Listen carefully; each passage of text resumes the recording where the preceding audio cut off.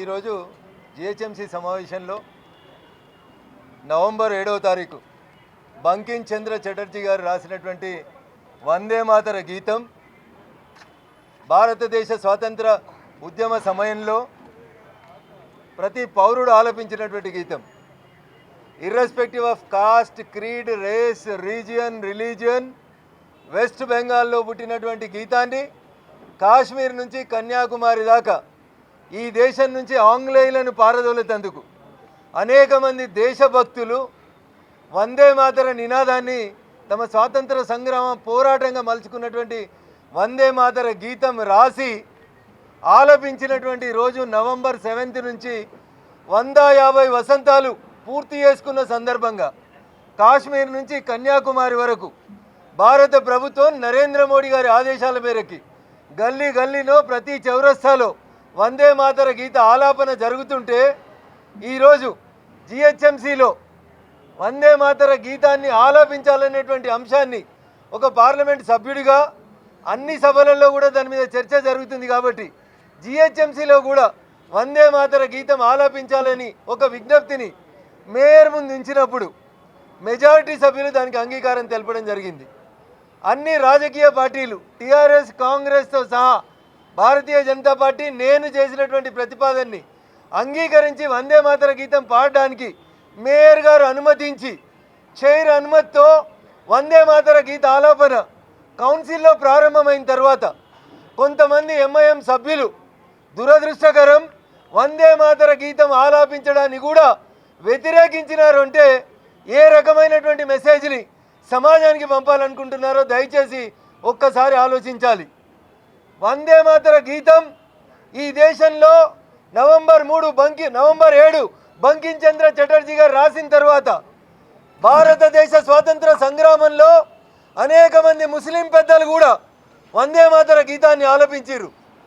దేశభక్తులైనటువంటి ప్రతి ఒక్కరు, ఈ గడ్డ మీద పుట్టిన ప్రతి వ్యక్తి, నేను మళ్ళీ చెప్తా ఉన్నా, కులం, మతం, ప్రాంతాన్ని పక్కన పెట్టి వందే మాతరాన్ని ఆలపిస్తే ఈరోజు ఎన్నికైనటువంటి ఎంఐఎం పార్టీ ప్రజాప్రతినిధులు మేము వందే మాతర గీతాన్ని ఆలాపించడాన్ని వ్యతిరేకిస్తామని చెప్పడం అనేది దురదృష్టకరం. ఇట్లాంటి సంఘటనలు సమాజం ఆలోచించాలి. దేశ స్వాతంత్ర సంగ్రామం కోసం తీసుకున్నటువంటి ఒక నినాదాన్ని ప్రజల చేత ఎన్నుకోబడినటువంటి గౌరవ ప్రజాప్రతినిధులు ఆబ్జెక్షన్ చెప్పడమే కాకుండా ఎంత బాధాకరం అంటే వందే మాతర గీతం ప్లే అవుతుంటే కొంతమంది కార్పొరేటర్లు వాళ్ళ కుర్చీలలోనే కూర్చొని కనీసం వందే మాతర గీతాన్ని రెస్పెక్ట్ చేయకపోవడం అనేది దురదృష్టకరం. ఇది ఎంఐఎం దమన నీతికి, ద్వంద్వ నీతికి నిదర్శనంగా మేము భావిస్తూ ఉన్నాం. కార్పొరేటర్లందరి తరఫున, అన్ని పార్టీల తరఫున నేను మేయర్ గారిని చేసే డిమాండ్ ఒకటే, వందే మాతర గీత ఆలాపన జరిగినప్పుడు ఎవరైతే నిలబడలేదో, ఎవరైతే వందే మాతర గీత ఆలాపనకి రెస్పెక్ట్ చేయలేదో, కుర్చీలలో కూర్చొని నిరసన తెలియజేసిరో దయచేసి ఆ సభ్యులందరి మీద కూడా చట్ట ప్రకారం చర్యలు తీసుకోవాలని భారతీయ జనతా పార్టీ పక్షాన్నే కాకుండా ఒక సగటు భారతీయుడిగా డిమాండ్ చేస్తూ ఉన్నాను. ఇది ప్రజలందరినీ కూడా హర్ట్ చేసేటువంటి అంశం అని చెప్పి ఈ సందర్భంగా తెలియజేస్తూ ఉన్నాం.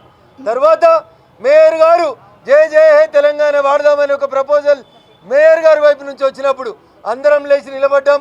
ఈ ప్రాంతం కోసం పుట్టినటువంటి ఒక గీతాన్ని గౌరవించినప్పుడు ఈ దేశానికి స్వతంత్రం రావడం కోసం దాదాపు 4-5 దశాబ్దాలు ఈ దేశ ప్రజలందరూ నినదించిన నినాదం వందే మాతర గీతం. దాన్ని కూడా అదేదో బీజేపీ తీసుకున్నది అన్నట్టు ఎంఐఎం వ్యతిరేకించడం అనేది దారుణం. భాగ్యనగర ప్రజలందరూ కూడా నేను సవినయంగా అప్పీల్ చేస్తూ ఉన్నా, ఎస్ డెఫినెట్గా భారత ప్రభుత్వం తీసుకున్న ప్రతి నిర్ణయాన్ని ఈ దేశంలో ఉండే ప్రతి ఒక్కరు గౌరవించాలని మేము ఆశిస్తూ ఉన్నాం. ఇర్రెస్పెక్టివ్ ఆఫ్ ద పార్టీస్, మేము పార్టీలను ఎవరిని కూడా కించపరచలేదు. వందే మాతర గీతం ఆలాపించమంటే ఎట్లా కూర్చుంటారు కార్పొరేటర్లు అనేది మేయర్ గారు ఆలోచించాలి. ఇది జాతీయ గీతాన్ని గౌరవించారు, జాతీయ జెండాని గౌరవించారు. ఇట్లాంటి వాళ్ళ మీద తగు చర్య తీసుకోవాలని మేమందరం కూడా భారతీయ జనతా పార్టీ పక్షాన డిమాండ్ చేస్తూ, ఇది ఒక పార్టీ డిమాండే కాదు, సగటు కామన్ మ్యాన్ అయినటువంటి ప్రతి వ్యక్తి యొక్క ఆవేదన, ఆక్రోశం అని చెప్పి అర్థం చేసుకోవాలని చెప్పి ఈ సందర్భంగా డిమాండ్ చేస్తూ, వెంటనే వందే మాతర గీత ఆలాపన జరిగేటప్పుడు వాళ్ళ కుర్చీలలోంచి లేవనటువంటి కార్పొరేటర్లందరినీ కూడా ఖచ్చితంగా చర్య తీసుకోవాలని, తీసుకుంటారని చెప్పి ఈ సందర్భంగా ఆశిస్తా ఉన్నాం. Thank you. ఒకవేళ నిజంగా వాళ్ళు చెప్తారు ప్రతిదానికి వెనుక ముందు మా బారిస్టర్ గారు చెప్పారు, మా అసదుద్దీన్ ఓవైసీ గారు చెప్పారని. మరి మీ అసదుద్దీన్ ఓవైసీ గారు వందే మాతరం వస్తుంటే నిలబడొద్దని చెప్పిండా? ఒక్కసారి ఎంఐఎం అధ్యక్షులు కూడా చెప్పాలి. వందే మాతర గీతం పాడినప్పుడు నిలబడని కార్పొరేటర్ల మీద పార్టీ కూడా చర్య తీసుకోవాలి. బికాస్ యూఆర్ ఏ బారిస్టర్ అని చెప్తారు, పార్లమెంటుని రిప్రజెంట్ చేస్తారు. కాబట్టి అసదుద్దీన్ ఓవైసీ గారు కూడా అట్లాంటి కార్పొరేటర్ల మీద చర్య తీసుకోవాలని చెప్పి ఈ సందర్భంగా డిమాండ్ చేస్తాం. థ్యాంక్ యూ అనండి మీడియా మిత్రులందరికీ.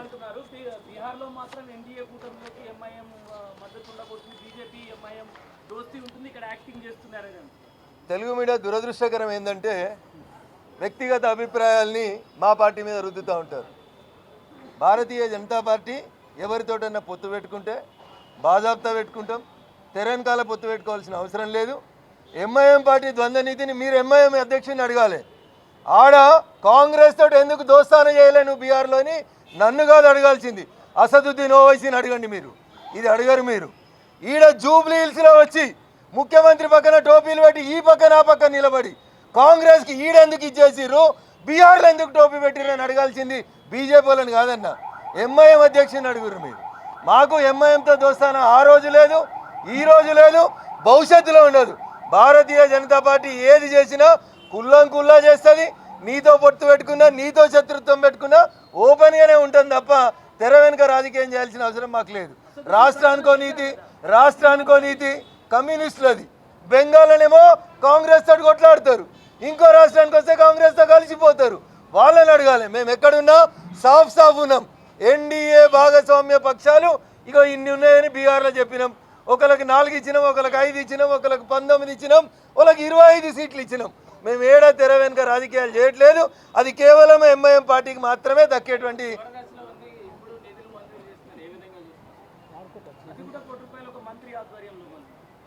అన్న ఇక్కడ మీరు ఒకటి అర్థం చేసుకోవాలి.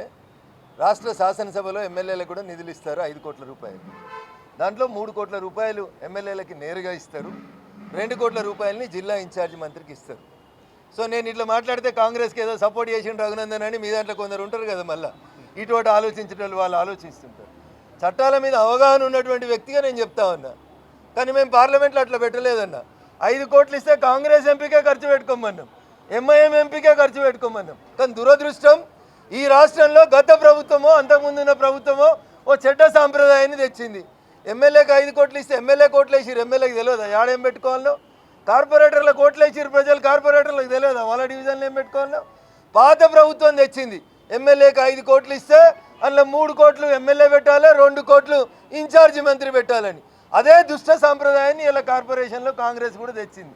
తీసేస్తే మంచిగా ఉంటుందేమో ఆలోచించమని కాంగ్రెస్ వాళ్ళకు మేము ఈ సందర్భంగా సూచిస్తా ఉన్నాం.